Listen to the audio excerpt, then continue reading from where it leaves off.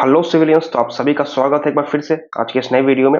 और ये हमारा सीरीज चल रहा है गुप्ता एंड गुप्ता बुक जो है सिविल इंजीनियरिंग की, जो कि बहुत इंपॉर्टेंट बुक होती है। चाहे कोई भी एग्जाम ले लेंगे आप, स्टेट ए जेई का एग्जाम ले ले या कोई एसएससी जेई ले ले, या बीपीएससी वगैरह ए के एग्जाम है तो डायरेक्टली क्वेश्चन पूछता है यहाँ से। तो उसको हम कवर करेंगे। और बिल्डिंग मटेरियल हमने स्टार्ट किया था पिछले वीडियो से, ठीक है। और बिल्डिंग मटेरियल का जो थ्योरी पार्ट है वो ऑलरेडी हमने कवर कर रखा है। तो अगर आप लोग नहीं देखे हैं तो जाकर प्लेलिस्ट में जाए, वहाँ पे बिल्डिंग मटेरियल का एक प्लेलिस्ट बना हुआ है, फोल्डर बना हुआ है, जाकर आप उसको चेकआउट करें और फिर आकर इस क्वेश्चन को सॉल्व करें ताकि ज्यादा से ज्यादा आपको कॉन्फिडेंस डेवलप हो सके, ठीक है। और पिछले वीडियो में हमने 1 से 50 क्वेश्चन देखे थे इसके गुप्ता एंड गुप्ता बुक के। तो अभी हम स्टार्ट करेंगे 51 से, नेक्स्ट 50 क्वेश्चन सॉल्व करेंगे इस वीडियो में। तो स्टार्ट करते हैं।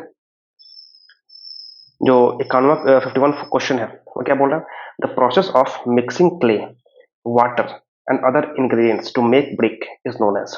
तो ब्रिक बनाने के लिए जब हम क्ले, वाटर और दूसरे इंग्रेडिएंट्स को मिलाते हैं, इस प्रोसेस ऑफ मिक्सिंग, उसको क्या बोलते हैं? तो उसको बोलते हैं नीडिंग। क्या बोलते हैं उसको?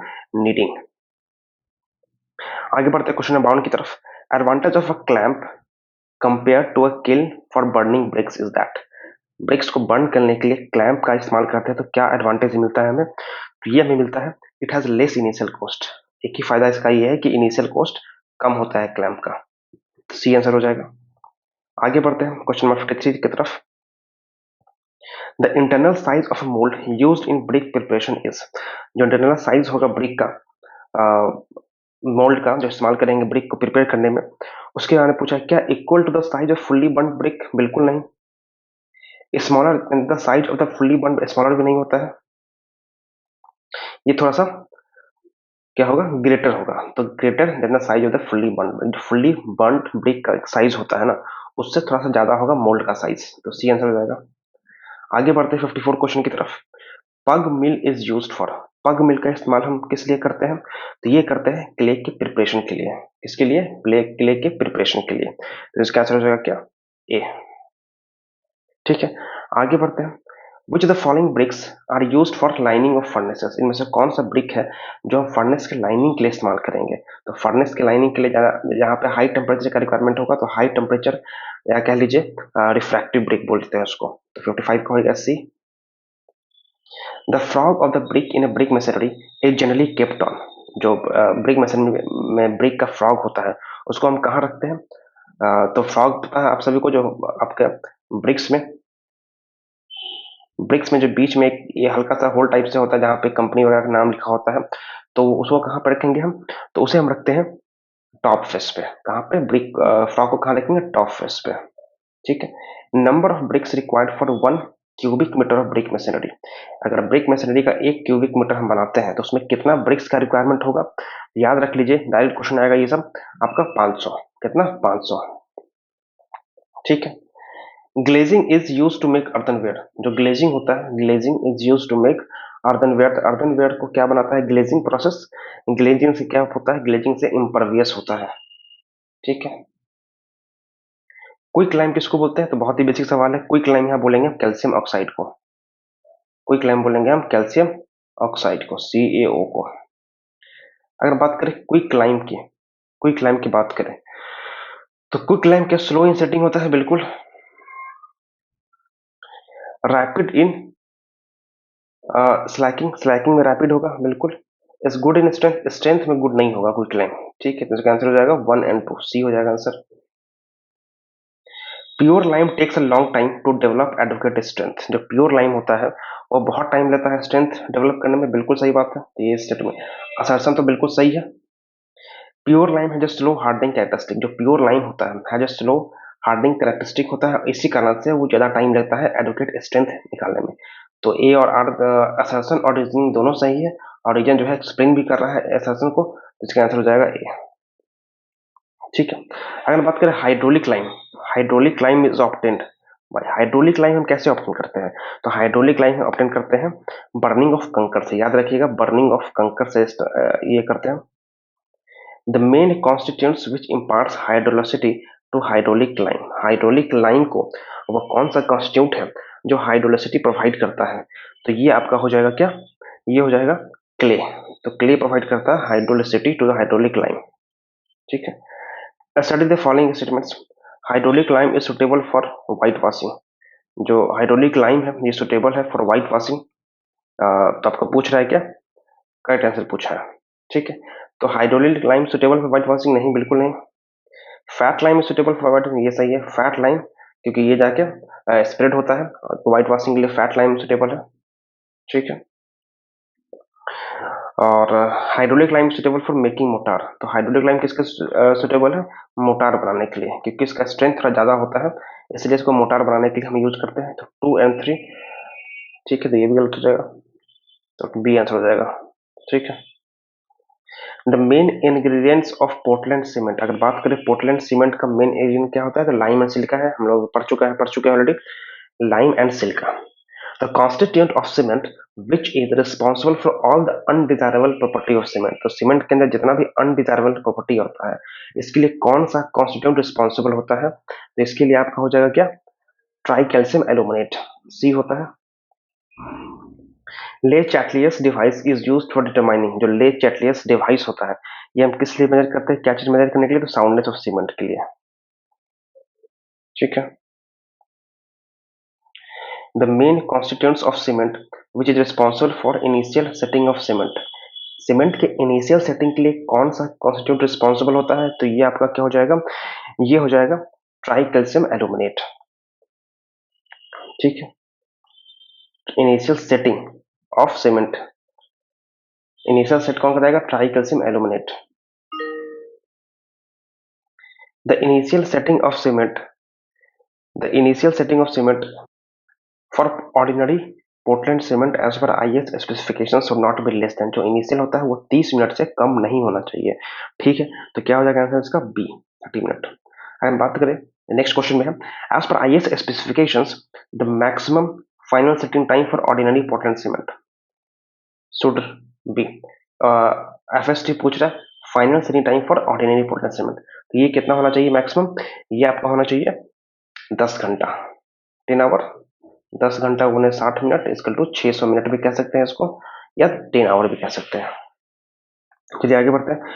For testing compressive strength of concrete the size of cube used is, for testing compressive strength of concrete, concrete concrete का जो कंप्रेसिव स्ट्रेंथ होता है उसके लिए जो कंप्रेसिव स्ट्रेंथ टेस्ट करने के लिए हम उसका साइज क्या लेते हैं क्यूब का, तो ये लेते हैं आपका 70.6 मिलीमीटर। याद रखिएगा, सीमेंट का जो कंप्रेसिव स्ट्रेंथ हमको टेस्ट करना होता है तो क्यूब का साइज लेते हैं 70.6 मिलीमीटर। ठीक है, the normal consistency of ordinary Portland is about, जो नॉर्मल कंसिस्टेंसी होता है ऑर्डिनरी पोर्टलैंड का वो कितना होता है, तो अप्रॉक्स 30% के आसपास होगा। तो याद रखिएगा, the normal consistency of ordinary Portland cement is about 30%। Next question देखते हैं 73 नंबर, early attainment of strength in rapid hardening cement is mainly due to, जो रैपिड हार्डनिंग सीमेंट होता है तो वो क्या होता है, उसमें अर्ली स्ट्रेंथ वो अटेन कर लेता है, तो किस कारण से होता है, तो ये आपका होगा, क्या होगा, फाइनल ग्राइंडिंग करते हैं उसको हम। ठीक है, और इसलिए सरफेस एरिया बढ़ जाता है, और इस कारण से उसमें जो हार्डनिंग प्रोसेस है वो इंक्रीज होता है, फिर स्ट्रेंथ वो जल्दी अटेन कर पाता है। 73 का आंसर हो जाएगा बी। ठीक है, after storage the strength of concrete cement, storage के बाद सीमेंट का स्ट्रेंथ क्या होगा, धीरे धीरे डिक्रीज होने लगेगा, क्योंकि उसमें हाइड्रेशन प्रोसेस स्टार्ट होगा, एटमॉस्फेयर में मॉइस्चर है और ये पानी वहां से उठाएगा, हाइड्रेशन स्टार्ट होने लगेगा, तो जो स्ट्रेंथ है अल्टीमेटली वो धीरे धीरे डिक्रीज होने लगेगा। ठीक है, according to IS specifications the compressive strength of ordinary Portland cement after 3 days should not be less than, IS specification के अनुसार जो ऑर्डिनरी पोर्टलैंड सीमेंट का कंप्रेसिव स्ट्रेंथ होगा एट द 3 days 3 दिनों पे वो किससे कम नहीं होना चाहिए, तो ये आपका 16 MPa, अगर 33 ओपीसी है 33 एमपी वाला, तो इसका हाफ ले लेंगे तो अप्रॉक्स 16 MPa से कम नहीं होना चाहिए। ठीक है, addition of pozzolana to ordinary Portland cement, अगर हम पोजोलाना मिलाते हैं ऑर्डिनरी पोर्टलैंड सीमेंट में तो क्या इंक्रीज कर देगा, आपसे पूछा है कि क्या इंक्रीज करेगा, क्या ब्लीडिंग इंक्रीज करेगा, नहीं, ये श्रिंकेज इंक्रीज कर जाता है पोजोलाना, और यही इसका ड्रॉबैक है। बाकी ब्लीडिंग, परमेबिलिटी और हीट ऑफ हाइड्रेशन तीनों को कम करेगा, सिर्फ श्रिंकेज को बढ़ा देगा पोजोलाना, याद रखिएगा। ठीक है, आगे बढ़ते हैं। Gypsum consist of, gypsum consist of, तो जिप्सम में क्या क्या होता है, तो जिप्सम में आप सभी को पता है कि CaSO4 और H2O होता है, कैल्शियम सल्फेट और H2O, तो बी आंसर हो जाएगा जिप्सम में। आगे बढ़ते हैं नेक्स्ट क्वेश्चन की तरफ। For testing compressive and tensile strength of cement, the cement motor is made by mixing cement and standard sand in the proportion of 1:3। हमने पढ़ा था इसको कि कोई भी टेस्ट करने के लिए कंप्रेसिव टेस्ट हो या टेंसाइल स्ट्रेंथ टेस्ट हो सीमेंट का, तो सीमेंट मोटार बनाते हैं। इसमें सीमेंट का हम लेते हैं 1 और सैंड हम लेते हैं जो कि इनॉर सैंड होता है, स्टैंडर्ड सैंड होता है, 1:3 रेशियो में लेते हैं। तो इसका आंसर हो जाएगा बी। क्लियर है। The slump recommended for mass concrete, जो कि मास कंक्रीट के लिए कौन सा स्लम्प रिक्वायरमेंट होता है? मास के लिए होता है आपको 25 से 50 मिलीमीटर। क्या होता है? 25 से 50 millimetre. With increase moisture content the bulking of sand. अब देखिए, जब मॉइस्चर कंटेंट बढ़ाएंगे तो सैंड का बल्किंग क्या होगा? जब सैंड का बल्किंग पहले तो इंक्रीज करेगा, इस तरह से ग्राफ बनता है। Maximum first increases to certain maximum value and then decreases. याद रखिएगा, जब भी मॉइस्चर कंटेंट बढ़ाएंगे सल्क सैंड में तो उसका बल्किंग क्या होगा? Volume increase. बल्किंग मतलब क्या होगा? उसका वॉल्यूम इंक्रीज। तो पहले तो बढ़ेगा बढ़ेगा बढ़ेगा बढ़ेगा, फिर अचानक से कोलैप्स कर जाएगा, जो भी कैपिलरी फॉर्म हुआ रहेगा, और फिर डिक्रीज करने लगेगा। तो इसका आंसर हो जाएगा सी। आगे बढ़ते हैं क्वेश्चन 81 की तरफ। Which of the following cement is suitable for use in massive concrete structures such as large dams. अब पूछ रहा है कि कौन सा सीमेंट जो है सुटेबल होगा जहाँ पे मैसिव कंक्रीट स्ट्रक्चर बनाते हैं, जैसे कि हम डैम बनाते हैं। तो वहां पे हमको चाहिए लो हीट सीमेंट, जो हीट कम जनरेट करे, हीट कम जनरेट करे। ठीक है, तो ये आपका हो जाएगा क्या? लो हीट सीमेंट हो जाएगा। ठीक है। Proper amount of entrained air in concrete results in, जो proper amount of entrained air in concrete results in. ठीक है, तो ये बोल रहा है कि प्रॉपर अमाउंट ऑफ जो इनट्रेंड एयर हम अगर होगा कंक्रीट के अंदर तो इससे क्या होगा, इसके क्या क्या फायदा होगा या नुकसान होगा, जो भी होगा रिजल्ट क्या क्या निकलेगा। मतलब एक तो बेटर वर्केबिलिटी हो जाएगा। ठीक है, तो ये हो जाएगा। Better resistance to freezing and thawing. Freezing and thawing क्या हो गया कि जब टेम्परेचर जब डिफरेंसेस आते रहता है, बढ़ता है घटता है, तो घटने पर क्या होगा? फ्रीजिंग हो जाएगा। और फिर जब बढ़ेगा तो वो क्या होगा? मेल्ट होके, तो उसको बोलेंगे थॉइंग प्रोसेस। तो जो पिघलना और जमना जो प्रोसेस है उसको बोलते हैं फ्रीजिंग और थॉइंग। तो इसके अगेंस्ट रेसिस्टेंस डेवलप हो जाएगा। तो ये भी सही है। लेसर वर्केबिलिटी गलत है, ये गलत है। आंसर जगह पॉइंट टू। ठीक है, आगे बढ़ते हैं क्वेश्चन 83 की तरफ। The most common admixture which is used to accelerate the initial set of concrete is, जो मोस्ट कॉमन admixture है which is used to accelerate the initial set of concrete। ठीक है, इनिशियल कंक्रीट को हमको setting बढ़ाना है, initially इसको एक्सीलेट करना है, तो कौन सा एक्सीलेटर, कौन सा एडमिक्सचर डालेंगे? तो ये हम डालेंगे कैल्शियम क्लोराइड। क्लियरली हमने पढ़ा था जब थ्योरी में already. The maximum quantity of calcium chloride used as an accelerator in cement in percentage by weight of cement. तो ये पूछ रहा है कि कैल्शियम क्लोराइड का मैक्सिमम क्वांटिटी क्या होगा जो एक्सीलरेटर के रूप में हम यूज करेंगे in a percentage by weight, weight के टर्म में। तो ये क्या होता है? 2% होता है। क्या होता है? 2% होगा। तो बी आंसर हो जाएगा। The basic purpose of retarder in a concrete is, एक जो कंक्रीट में रिटार्डर होता है उसका बेसिक पर्पस क्या है? उसका बेसिक पर्पस आप सभी को पता है कि ये क्या करेगा? जो इनिशियल सेटिंग टाइम होगा उसको बढ़ा देगा, मतलब स्ट्रेंथनिंग प्रोसेस को धीरे कर देगा। तो इसका आंसर हो जाएगा क्या? ये हो जाएगा। क्वेश्चन 86 देखते हैं। Which the following cement contains maximum percentage of die calcium silicate. इनमें से कौन सा सीमेंट है जहाँ पे maximum percentage of die calcium silicate है? डाई कैल्शियम सिलिकेट C2S पूछ रहा है, तो C2S कहाँ पे होगा? लो हीट सीमेंट में होगा, क्योंकि अल्टीमेट स्ट्रेंथ ये डेवलप करता है। तो इसका आंसर हो जाएगा क्या? 86 का B. The most commonly used retarder in cement, cement में जो मोस्ट कॉमनली यूज्ड रिटार्डर हम यूज करते हैं वो क्या करते हैं? वो करते हैं gypsum. Three basic raw material which are needed in large quantities for production of steel. तीन बेसिक रॉ मटेरियल बताइए जो जिसका जरूरत पड़ता है in large quantities for production of steel, steel बनाने में। तो ये आपका क्या हो जाएगा? ये आपका क्या हो जाएगा? ये हो जाएगा आयरन और कोल एंड लाइमस्टोन। आयरन और कोल एंड लाइमस्टोन। ठीक है। Compare to mild steel cast iron has, पूछा है कि माइल्ड स्टील के कंपैरिजन में माइल्ड स्टील के ये माइल्ड स्टील के कंपेयर में जो कास्ट आयरन होता है, जो कास्ट आयरन होता है उसका स्ट्रेंथ के बारे में पूछ रहा है। ठीक है, तो क्या होगा आंसर इसका, compare to mild steel cast iron has, तो कास्ट आयरन क्या होगा, टेंसाइल स्ट्रेंथ कम हो जाता है। ठीक है, तो टेनिन का डी हो जाएगा, टेनाइन का डी होगा, और क्या होगा यहाँ पे मल्टीपल ऑप्शन, तो लो टेंसाइल स्ट्रेंथ होगा और हाई कंप्रेसिव स्ट्रेंथ होगा। ठीक है, तो 1 और 4 होगा आंसर, डी आंसर यहाँ पे हो जाएगा। Which are the following ingredients exerts maximum influence on properties of steel, ingredients होगा यहाँ पे। ठीक है, स्टील पे स्टील के प्रॉपर्टी पे सबसे ज्यादा इन्फ्लुएंस इनमें से कौन सा इंग्रेडिएंट्स का पड़ेगा, आपको ये बताना है। तो ये आंसर हो जाएगा आपका कार्बन, कार्बन का सबसे ज्यादा इन्फ्लुएंस पड़ता है, तो बी आंसर हो जाएगा। विच the following is the purest form of iron, iron का कौन सा प्योरेस्ट फॉर्म ऑफ आयरन, मतलब आयरन का इनमें से कौन सा आयरन का प्योरेस्ट फॉर्म है, तो ये आपका हो जाएगा क्या, रॉट आयरन। रॉट आयरन को बोलते हैं प्योरेस्ट फॉर्म ऑफ आयरन। क्लियर है। The ultimate tensile strength of structural is mild steel, जो स्ट्रक्चरल माइल्ड स्टील होता है उसका अल्टीमेट टेंसाइल स्ट्रेंथ क्या होगा, तो अल्टीमेट टेंसाइल स्ट्रेंथ होगा आपका 420 न्यूटन पर मिलीमीटर स्क्वायर, सी ऑप्शन हो जाएगा। Percentage of carbon content in mild steel, अगर माइल्ड स्टील ने पूछ दिया कि कार्बन कंटेंट का कितना परसेंटेज होगा, तो ये आपका याद रखिएगा 0.25 से कम होता है, तो आंसर हो जाएगा लेस देन 0.25। ठीक है, which is the following stretches is used for identifying the quality of structural steel, तो स्ट्रक्चरल स्टील के क्वालिटी को आइडेंटिफाई करने के लिए इनमें से कौन सा स्ट्रेस का इस्तेमाल किया जाता है, यूज किया जाता है, तो ये आपका आंसर हो जाएगा बी, यील्ड स्ट्रेस।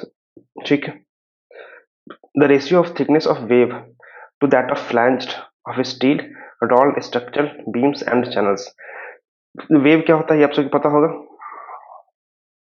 ये मान लीजिए ये जो पोर्शन होगा वेव होगा, और ये इसको बोलते हैं फ्लैंज। ठीक है, तो ये बोल रहा है कि ratio of thickness of web T W to that of flange by T F of steel rolled structural beams and channel, जो स्ट्रक्चरल बीम और चैनल सेक्शन होगा उसका T W upon T F कितना होना चाहिए। ठीक है, तो ये आपका लेस देन 1 होना चाहिए, याद रखिएगा T W upon T F should be less than 1। Paints with white lead base are suitable for painting of, वह पेंट जिसमें व्हाइट लीड बेस होगा, बेस क्या होगा, व्हाइट लीड होगा, ये सुटेबल होगा किस चीज की पेंटिंग के लिए, ये सुटेबल होगा वुड वर्क के पेंटिंग के लिए। ठीक है, paints with white lead base are not recommended for painting of iron works, ये आपका असर्शन है।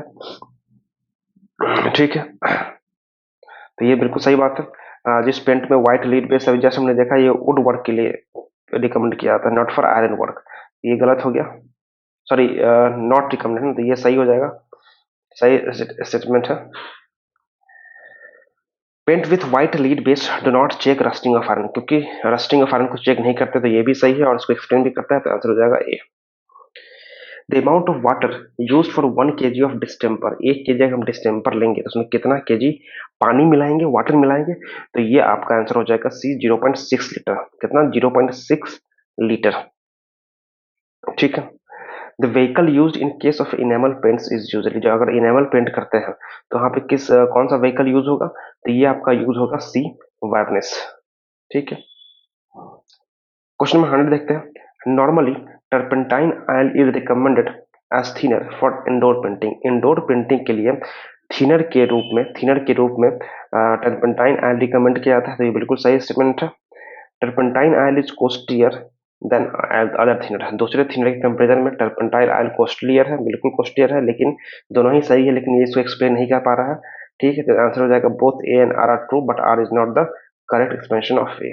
ठीक है, तो यहाँ पे हमारा 100 क्वेश्चन खत्म होता है, मतलब इस वीडियो का 50 क्वेश्चन, इससे पहले 50 क्वेश्चन ऑलरेडी कंप्लीट कर चुके थे, इस वीडियो में इतना ही रखते हैं फिर। सपोर्ट कीजिए चैनल को, नया चैनल है तो उसको सब्सक्राइब कीजिए और वीडियो को लाइक कीजिए। मिलते हैं नेक्स्ट वीडियो में अगले क्वेश्चन सेट के साथ। Thank you very much.